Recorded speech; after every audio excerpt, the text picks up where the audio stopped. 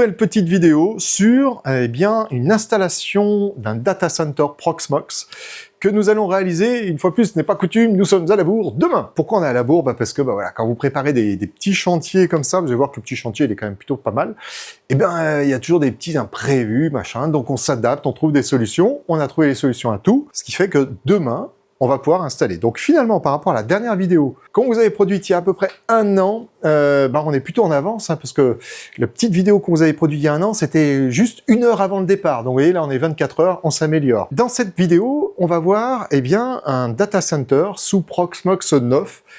Je crois que malheureusement, j'avais dit que je vous en ferais, mais on vous a jamais fait de vidéo sur Proxmox 9, parce que manque de temps, on vous l'a pas produite. Bref, ici, on va vous montrer un petit peu de Proxmox 9. De toute façon, l'idée, c'est plutôt de vous montrer un petit peu ce qu'on peut vous proposer au sein de votre entreprise et pas tant de vous faire une présentation de Proxmox 9.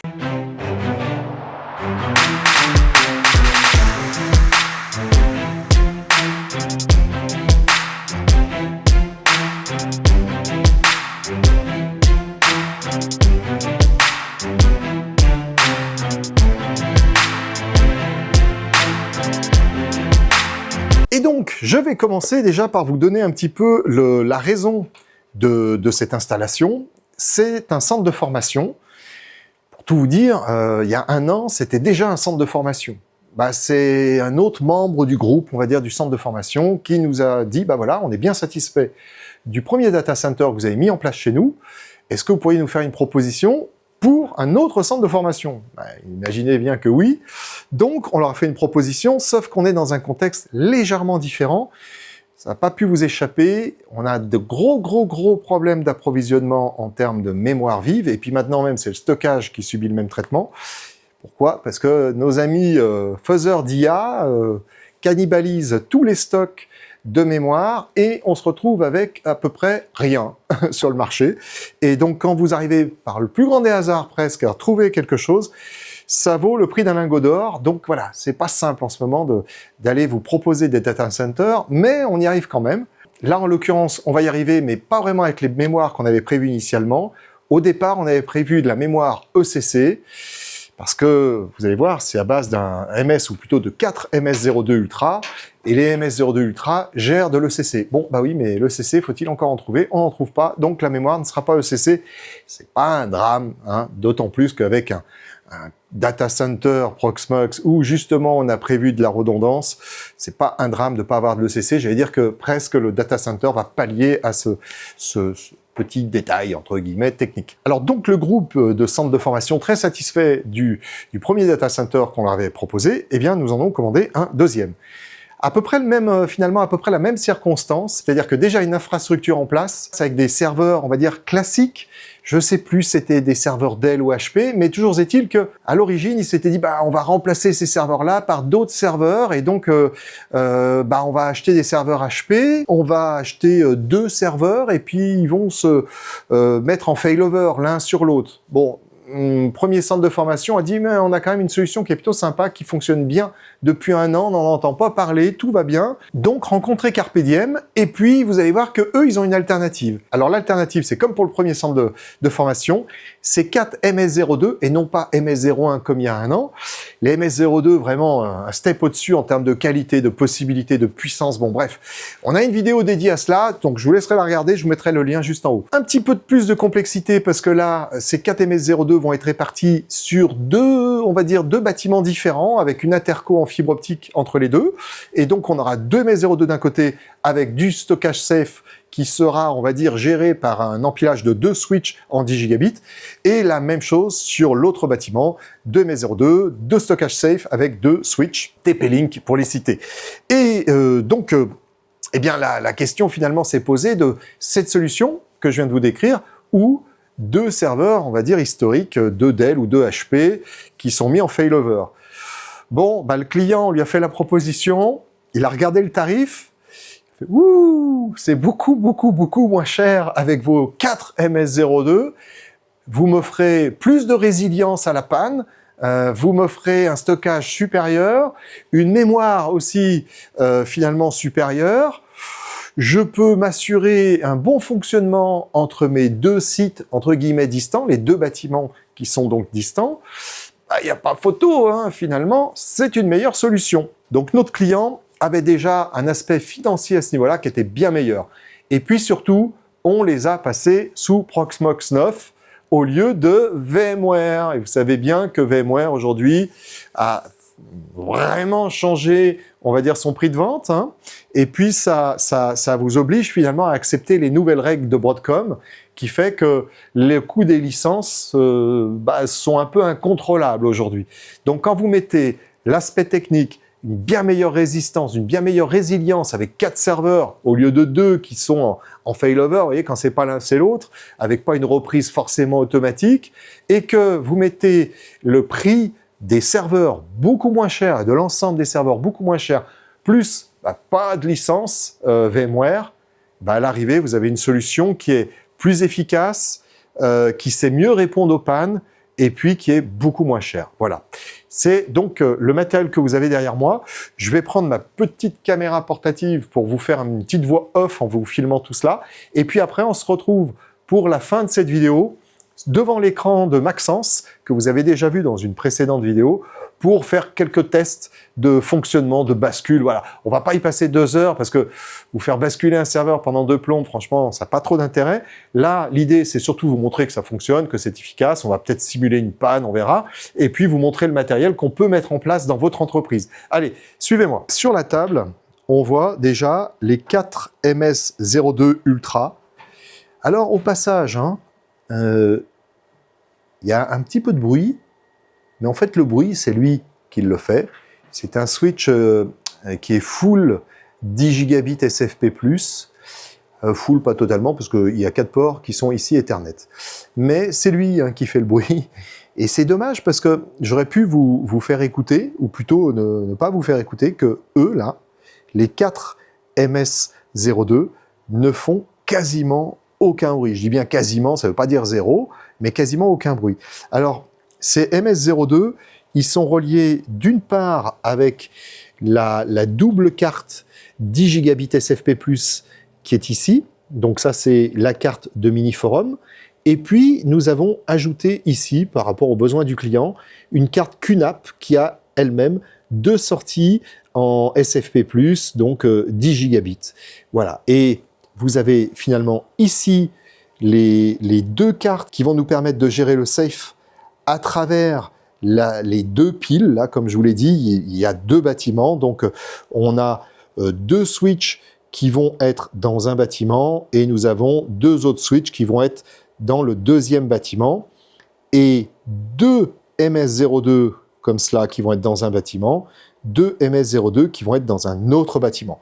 Et à travers les 2 sorties qui sont ici, à travers des trunks qui sont côté des switches, je ne vais pas tout vous détailler, mais en gros, eh bien, on va pouvoir gérer un safe qui va fonctionner sur l'intégralité des 4 et qui ferait que si on perdait par exemple l'accès à un bâtiment, vous voyez, ça c'est la jonction quelque part, la rocade qui est entre les 2 bâtiments, eh bien si on perdait cette jonction, eh bien tout continuerait de fonctionner d'un côté et de l'autre, avec évidemment les VM qui seraient en cours de fonctionnement de ce côté et qui auraient d'autres VM en fonctionnement de ce côté. Puis quand la jonction reviendrait, eh bien hop, le safe se rééquilibrerait et ferait que on ait un safe qui soit synchronisé entre les 2 bâtiments. Et puis, autre cas de figure, eh bien, si on avait à un moment donné un MS02 qui était défaillant, eh bien, les VM qui fonctionnaient à ce moment-là dessus, à condition que les autres, évidemment, MS02 ne soient pas trop chargés, eh bien, les VM migreraient automatiquement sur les 4 autres MS02 pour prévoir, on va dire, eh bien, tout simplement la continuité de fonctionnement. Bon, voilà, je n'ai pas d'autres choses à vous montrer ici, si ce n'est que nous avons installé un petit OC200, qui est donc un petit contrôleur TP-Link de la gamme Omada, donc contrôleur qui nous permet d'administrer les 4 switches qui sont ici, de gérer les VLAN, parce que je ne rentre pas dans les détails techniques ici, mais il y a beaucoup de VLAN qui sont à implémenter pour qu'on ait un bon fonctionnement stable de toutes les différentes couches de Proxmox et du Safe. Et puis il y a un VLAN d'administration, voilà. Bon, et c'est ce qui va permettre donc à ce centre de formation où il y a un peu plus, je crois, de 900 étudiants. Donc c'est un assez gros centre de formation de fonctionner. Et voilà, c'était pour vous démontrer un petit peu par ce qu'on vous montre ici sur une table, que finalement avec des serveurs beaucoup plus petits, beaucoup moins énergivores et vraiment moins chers, eh bien aujourd'hui on a la possibilité de vous apporter de vraies solutions techniques qui vous permettent à des entreprises qui ont quand même de gros enjeux, vous voyez, de disponibilité, de fonctionner. Allez, on se retrouve sur le poste de Maxence. Bonjour. Maxence, vous l'avez déjà vu, comme je vous le disais tout à l'heure, dans une précédente vidéo qui traitait déjà du sujet data center, Proxmox, etc. Et là, Maxence, eh bien, merci déjà de ta présentation qui arrive. Tu vas nous montrer plusieurs petites choses. Déjà, tu vas nous décrire un petit peu dans quel environnement nous sommes, ce qu'on a vu précédemment sur la table. Et puis, on va se faire 2-3 petits tests, on va pas en faire 36 non plus, de migration, on va dire défectuosité d'un des MES 02. En tout cas, on va simuler une panne, voilà ce que je voulais dire. Et ben c'est parti, Maxence, montre-nous tout ça. Donc comme tu l'as dit, on est sous Proxmox 9. Donc pas trop s'étaler là-dessus, mais voilà. C'est là-dessus qu'on est parti pour la nouvelle installation du client. Donc on a mis en place un safe. Les données sont répliquées 3 fois pour que en cas de panne d'un OSD ou d'un PVE, qu'on puisse retrouver les données de là où les VM sur un autre OSD. Alors juste un tout petit détail là, auquel je pense. Comme vous le verrez sur l'écran, nous n'avons que 124 gigas de mémoire installés sur l'ensemble des nodes ou des PVE. C'est très provisoire, comme je vous l'ai dit tout à l'heure, mais vous le savez sans doute, énorme pénurie de mémoire, très difficile d'en trouver. Nous en avons trouvé hier soir, donc c'est pas vieux, et le client part aujourd'hui avec ses 124 gigas de RAM, mais il aura, je crois, 96 gigas par node, donc 96 x 4, d'ici quelques jours qui lui seront livrés. Donc là, c'est vraiment la première livraison qui va lui permettre de tester que tout va bien. Il va se faire des petites prises en main, on va dire, de tout cela. Et puis, les mémoires arrivant, il va pouvoir vraiment procéder de son côté à des migrations de VM qui étaient sous VMware, eh bien, sous Proxmox. Voilà. Et je t'en prie, Maxence, je t'ai interrompu. Donc comme je disais tout à l'heure, on a mis en place un safe. Et donc dans ce safe, on a 12 Tera de stockage. Mais ce qui est exploitable, c'est 3 fois moins, étant donné qu'on réplique 3 fois. Et on a 96 CPU. On va faire un petit tour du côté du safe, pour vous montrer un petit peu tout ça. Donc là, actuellement, notre safe, il est en bonne santé, comme on peut le voir là. Alors, on n'a pas mis de metadata server puisque c'est lié à SafeFS, donc c'est pour tout ce qui est partage NFS ou partage de dossiers, etc. Et que dans notre cas, c'était pas nécessaire. Donc, on a mis à chaque fois 3 managers et 3 moniteurs pour avoir de la redondance. En cas de perte d'un des moniteurs ou d'un des managers, on peut aller faire un petit tour aussi du côté donc, des OSD. Donc ici, on voit que pour chaque PVE, on a 2 disques SSD. Donc chaque disque SSD ayant une taille de 4 Tera. Donc on a choisi des SSD par souci de performance. Donc on voit aussi actuellement qu'ils ne sont pas du tout utilisés. Mais c'est normal puisque actuellement, il y a vraiment une seule VM de test. Donc c'est pas encore mis en place chez le client. On peut faire un petit tour aussi au niveau de la configuration, donc pour voir ici les performances de chaque OSD, sachant que Proxmox lui va prioriser les OSD avec la valeur la plus haute, donc qui est la performance maximale. Et alors pourquoi on a des perfs là qui sont légèrement différentes, là ça peut s'expliquer? Alors oui, mais là on est entre 61 et 71 000 écriture et lecture par seconde, donc ça peut être déjà c'est normal étant donné que il n'y a pas forcément de charge, etc. Et en fonction de la charge et de ce qui se passe sur chacun des PVE, la valeur peut varier un petit peu. D'accord. Bon, on peut peut-être passer à une petite migration de notre VM de test, si tu peux nous parler un petit peu de cette VM, puis après on va vous faire un crash, on va dire, simuler un crash. C'est une toute petite VM, c'est un Ubuntu Server LTS24, vraiment juste fraîchement installé. Au niveau du HA, on peut voir ici que le failback est désactivé pour éviter que au niveau des priorités ce soit toujours le PVE4 qui soit priorisé. Donc en cas de bascule manuelle, ça évite aussi que, une fois que la VM est migrée, qu'elle revienne sur le PVE4. Au niveau donc de la partie Affinity Rules, donc c'est le changement de la version 9 par rapport à la version 8 qui gérait le achat avec des groupes. Là, aujourd'hui, on gère avec des rules, donc ce qui est un peu plus parlant côté utilisateur. Là, on voit que la priorité du PVE4 est la plus élevée, donc ça veut dire qu'il va prioriser le PVE4 pour l'exécution de la VM. Ensuite, ce sera le PVE3 avec 4, etc. On a aussi les achats ressources Affinity Rules. Donc ça, pour notre exemple, ça ne nous sert pas étant donné qu'on n'a qu'une seule VM, mais ça permet d'avoir plusieurs ressources qui vont être soit toujours sur les mêmes nœuds, soit toujours sur des nœuds différents. Donc en fonction, par exemple, si on a un cluster de serveurs web, ces serveurs web qui fonctionnent entre eux, on va peut-être pas vouloir qu'ils soient tout le temps sur les mêmes PVE, donc on va plutôt choisir Keep Separate. Ça, c'est dans la version 9. Et ça, c'est propre à la version 9. Ok. Donc là, actuellement, l'Affinity Rule, c'est plus côté crash et problème qui va être pour prioriser en fonction des PVE disponibles. Donc là, nous, ce qu'on va faire, c'est une migration normale, en live. Hop. Et on va choisir, par exemple, le PVE2. Somme toute, une migration classique. Et on va tenter de vous montrer le moment où ça migre, mais... C'est très rapide. C'est de l'ordre d'une dizaine de millisecondes.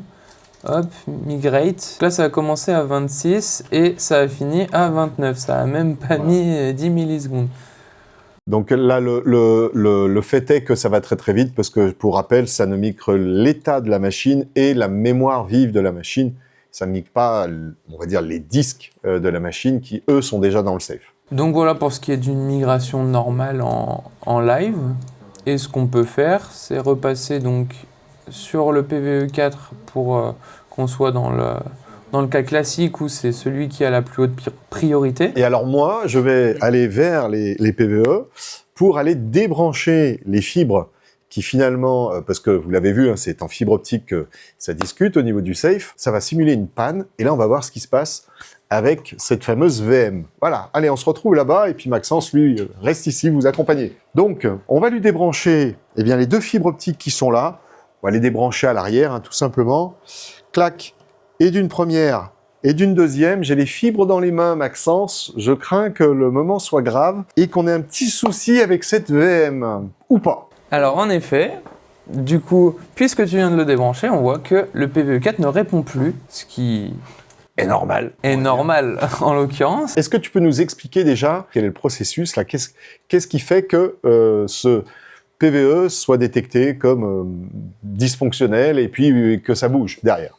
Alors on a mis en place un Watchdogs matériel, donc qui permet que les cartes elles-mêmes sachent si la carte distante répond ou non. D'accord. En fonction de ça, ils peuvent comprendre si c'est juste un défaut, par exemple d'une des fibres ou ce genre de choses, ou si c'est aussi un crash logiciel qui ferait que le PVE ne répond pas, mais pas à cause du matériel, comme on peut avoir là, mais à cause du logiciel qui serait juste bloqué et forcer un redémarrage de la machine à distance. Ok, d'accord. Il y a des temps qui ne sont pas réductibles pour la remise en service de la machine. Ok. Le premier temps qui n'est pas réductible, c'est le temps d'attente du Watchdogs, qui est de 60 secondes environ. Ce temps-là, c'est pour bien confirmer que le PVE distant qui avait la machine ne répond plus. D'accord. Et donc sur Proxmox, ce temps est incompressible. Et ensuite, le deuxième temps qui ne peut pas être réduit, c'est le temps pour bloquer l'accès en écriture du safe et ensuite faire la migration de la VM. D'accord. C'est de l'ordre environ de 60 à 90 secondes. Donc ça fait que dans le meilleur des mondes, si c'est bien au niveau des timings, on peut avoir un redémarrage environ en 2 minutes. Okay. 2 minutes, 2 minutes 30. D'accord. Donc, on va faire cette partie-là un peu en accéléré pour pas vous faire attendre 2 minutes 30, bien évidemment. La VM vient de migrer. Et donc, voilà, on va attendre quelques secondes qu'elle démarre, puisqu'elle vient de migrer à l'instant. Oui, parce qu'il n'y a pas de magie non plus, quoi. On va dire que, étant donné qu'elle était en train de discuter, autant les stockages sont préservés, sont dans le safe, mais les écritures, on lui a un petit peu arrêté, on va dire arrêté brutalement tout cela, donc forcément, la VM doit à un moment donné rebooter. Voilà, elle démarre.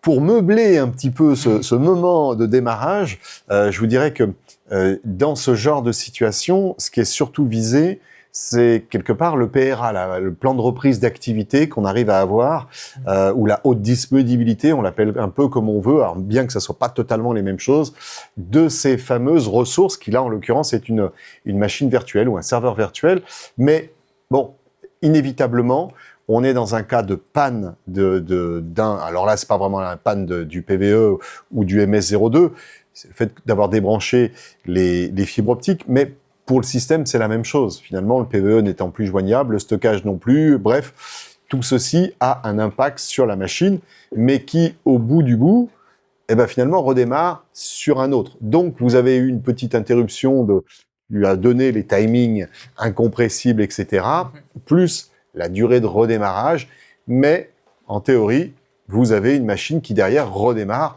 étant donné qu'on va l'avoir dans son dernier état, en quelque sorte, moins les écritures qui étaient en cours, évidemment.